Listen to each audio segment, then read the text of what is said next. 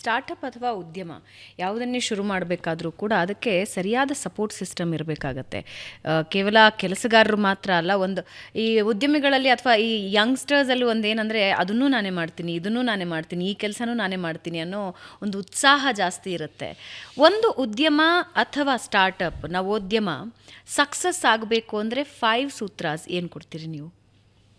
Number ಗೊತ್ತಿಲ್ಲ 5, ಆದರೆ ಆ ಥರ ಯೋಚಿಸಿಲ್ಲ ನಾನು. ಆದರೆ ನೀವು ಈ ಪ್ರಶ್ನೆ ಶುರು ಮಾಡ್ತಾ ನೀವು ಕೇಳಿದ್ರಲ್ಲ, ನಾನೇ ಎಲ್ಲ ಮಾಡ್ತೀನಿ ಅಂತ ಹೋಗೋದು, ಅದನ್ನು ನಾನು ತುಂಬ ಜನರಲ್ಲಿ ನೋಡಿ, ಮಾರ್ಕೆಟಿಂಗ್ ಮಾಡ್ತೀನಿ, ಪ್ರೊಡಕ್ಷನ್ ಮಾಡ್ತೀನಿ, ಬೇರೆ ಲೆಕ್ಕ ಪುಸ್ತಕನೂ ನಾನೇ ನೋಡ್ತಿರ್ತೀನಿ. ನಾನು ತುಂಬ ಜನ ನೋಡಿದ್ದೀನಿ. ಅದು ಸಣ್ಣದಾಗಿ ಶುರು ಮಾಡಿದವರು ಇದೊಂದು ಸಮಸ್ಯೆ. ತುಂಬ ಸಣ್ಣ ಇದರಲ್ಲಿ ಇರಬೇಕಾದ್ರೆ, ಸ್ಟೇಜಲ್ಲಿ ಇರಬೇಕಾದ್ರೆ ಅದು ಪರವಾಗಿಲ್ವೇನೋ.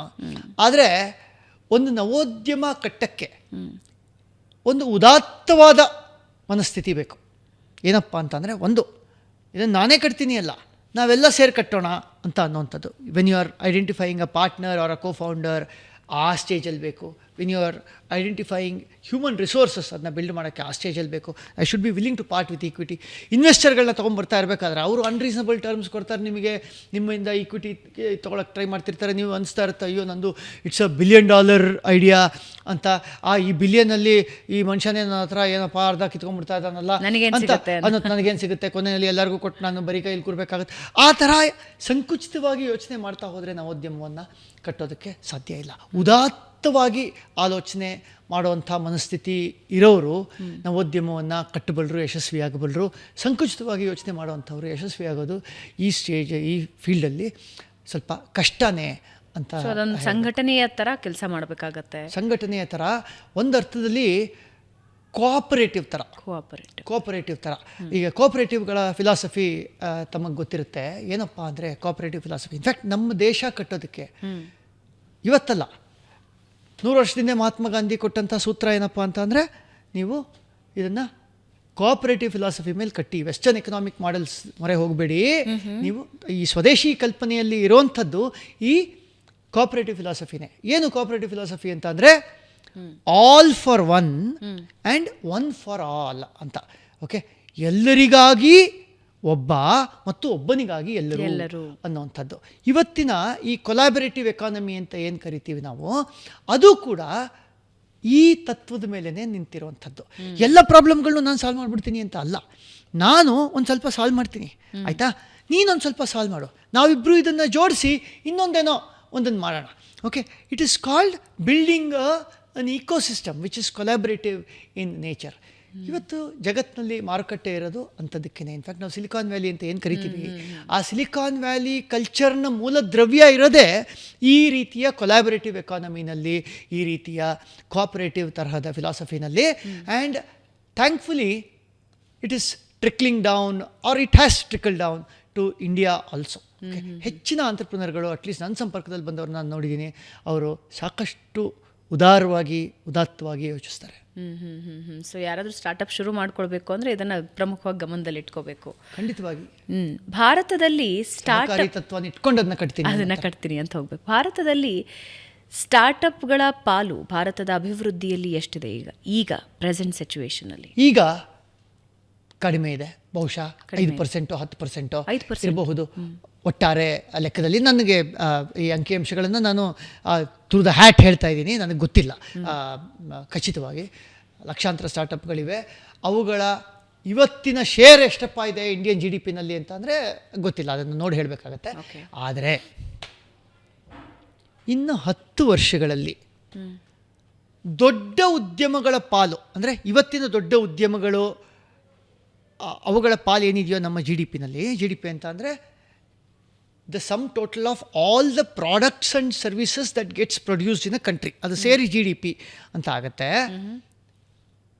ನಾನು ಆನ್ ರೆಕಾರ್ಡ್ ಹೇಳ್ತಾ ಇದ್ದೀನಿ, ಇನ್ನು 10 ವರ್ಷದಲ್ಲಿ ಇವತ್ತಿನ ನವೋದ್ಯಮಗಳು, ದೊಡ್ಡ ಉದ್ಯಮಗಳ ಪಾಲು ಇವತ್ತೇನಿದೆಯೋ ಅದಕ್ಕಿಂತ ಬಹುಪಾಲು ಹೆಚ್ಚನ್ನು GDP-ಯ ಪರ್ಸೆಂಟೇಜ್ ಆಗಿ ಕ್ರಿಯೇಟ್ ಮಾಡುತ್ತವೆ ವಿತಿನ್ ದ ನೆಕ್ಸ್ಟ್ 10 years. ಅದಕ್ಕೆ ಕಾರಣ ಏನು ಅಂತಂದರೆ, ಓಕೆ, ಮೊದಲನೇದು ನಾನು ಹೇಳಿದ ಹಾಗೆ, starting something or becoming an entrepreneur is no more going to be an alternative, but it's slowly becoming an imperative, ಅನಿವಾರ್ಯ ಆಗ್ತಾ ಬರುತ್ತೆ. ಆದ್ದರಿಂದ ಹೆಚ್ಚೆಚ್ಚು ಜನ ಈ ಕಡೆಗೆ ಬರ್ತಾರೆ ಅಂತ ಅನ್ನೋದು ಮೊದಲನೇ ಅಂಶ. ಎರಡನೇ ಅಂಶ, ನಾನು ಈಗಾಗಲೇ ಹೇಳಿದಾಗೆ ದೊಡ್ಡ ಬಿಸ್ನೆಸ್ಗಳು ಸಾಲ್ವ್ ಮಾಡದೇ ಇರೋವಂಥ ವಿಷಯಗಳನ್ನ ಎತ್ಕೊಂಡು ಸಣ್ಣ ನವೋದ್ಯಮಗಳನ್ನು ಕಟ್ತಾ ಹೋಗ್ತಾರೆ ಅಂತ ಅನ್ನೋದು.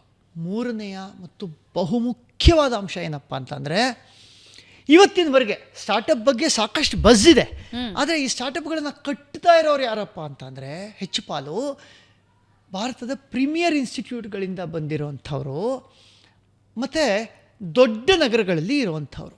ಓಕೆ, ಬೆಂಗಳೂರು, NCR, ಬಾಂಬೆ, ಈ ಥರದ್ದೆಲ್ಲ. ನಿಮಗೆ ಗೊತ್ತಿರೋ ಹಾಗೆ ಬೆಂಗಳೂರಿನ ಪಾಲು ಒಟ್ಟು ಬ್ಯಾಂಗ್ಳೂರು ಬಸ್ ಕಾರ್ಯಕ್ರಮದಲ್ಲಿ ನಾವು ಮಾತಾಡ್ತಿರೋದ್ರಿಂದ ಬೆಂಗಳೂರಿನ ಪಾಲು 40%ಗಿಂತ ಜಾಸ್ತಿ, 40%ಕ್ಕಿಂತನೂ ಅಧಿಕ ಭಾರತದ ಇದರಲ್ಲಿ ಅತಿ ಹೆಚ್ಚು ಯೂನಿಕಾರ್ನ್ಗಳಿರೋದು. ಹೆಚ್ಚು ಕಡಿಮೆ 50 ಯೂನಿಕಾರ್ನ್ಗಳು ನಮ್ಮ ಬೆಂಗಳೂರಿನಲ್ಲಿಯೇ ಇವೆ.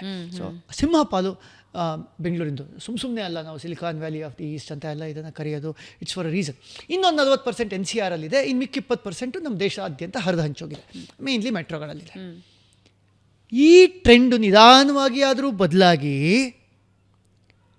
B ಮತ್ತು C ಲೆವೆಲ್ ಸಿಟೀಸಲ್ಲಿ ಸ್ಟಾರ್ಟಪ್ಗಳಿಗೆ ಮನ್ನಣೆ ಸಿಗುವಂತಹ, ಅಲ್ಲಿಂದ ಬರುವಂತಹ ಸ್ಟಾರ್ಟಪ್ಗಳು ದೊಡ್ಡದಾಗುವಂಥ. ಯಾಕೆಂದರೆ ಒಂದು startup it is measured by its ability to scale ಮಾಡುವಂಥ ಅಂಥ ಇದು ಚಿಕ್ಕ ಊರುಗಳಿಂದನೂ ಶುರುವಾಗುತ್ತವೆ. ಆ್ಯಂಡ್ ಈ ಸ್ಟಾರ್ಟಪ್ ಕಲ್ಚರ್ ಯಾವಾಗ ಹೆಚ್ಚು ಹೆಚ್ಚು ಪಸರಿಸ್ತಾ ಹೋಗುತ್ತೋ ಜನರಿಗೆ ಒಂದು ಪ್ರಾಬ್ಲಮ್ ಸಾಲ್ವಿಂಗ್ ಮೈಂಡ್ ಸೆಟ್ ಬರುತ್ತೆ.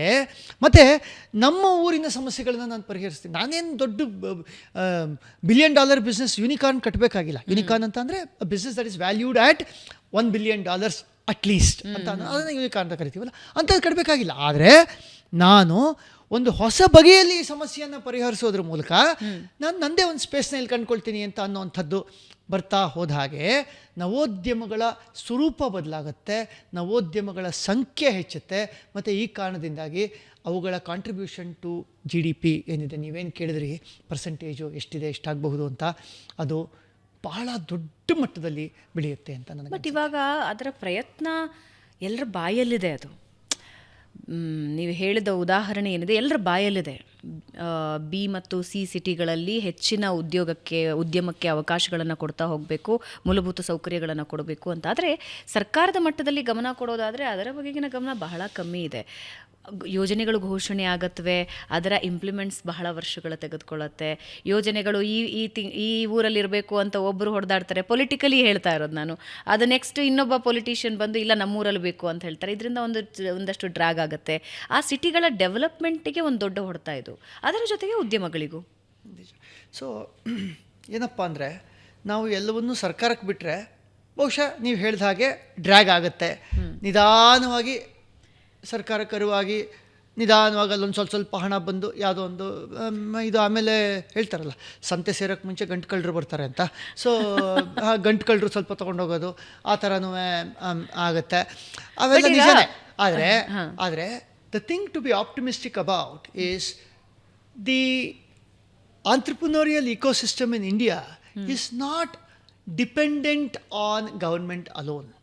ಓಕೆ, ಇನ್ನೂ ಒಂದು ಹೆಜ್ಜೆ ಮುಂದೆ ಹೋಗಿ ಹೇಳಬೇಕು ಅಂತ ಅಂದರೆ, it has grown on many counts not because of the government but in spite of it.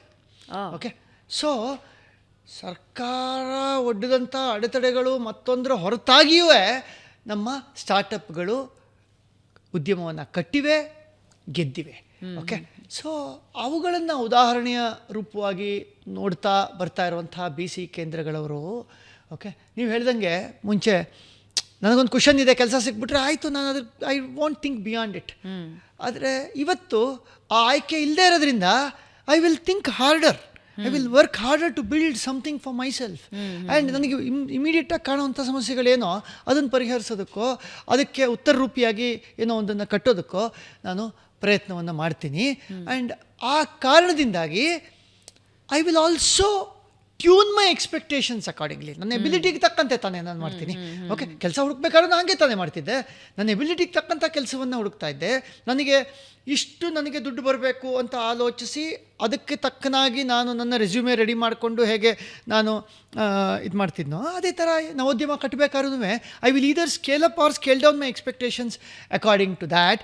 And by and large, I may not depend on the government to support at least me. not for the infrastructure also.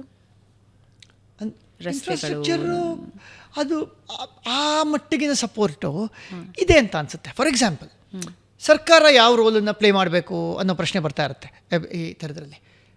Government should play the role of ಒಂದು facilitator. ನೀವು ಹೇಳಿದ ಹಾಗೆ infrastructure ಮತ್ತೊಂದು okay ತೊಡಕಿಲ್ಲದೆ ಇರೋ ತರಹ ನೋಡ್ಕೊಳ್ಳುವಂಥದ್ದು. ಉದಾಹರಣೆಗೆ digital highway ನಿರ್ಮಾಣ. Okay, ಈಗ ಆಗಿದೆ ಬಹುಮಟ್ಟಿಗೆ ಒಂದು ಡಿಜಿಟಲ್ ಹೈವೇ ನಮ್ಮೆಲ್ಲರಿಗೂ ಲಭ್ಯ ಇದೆ.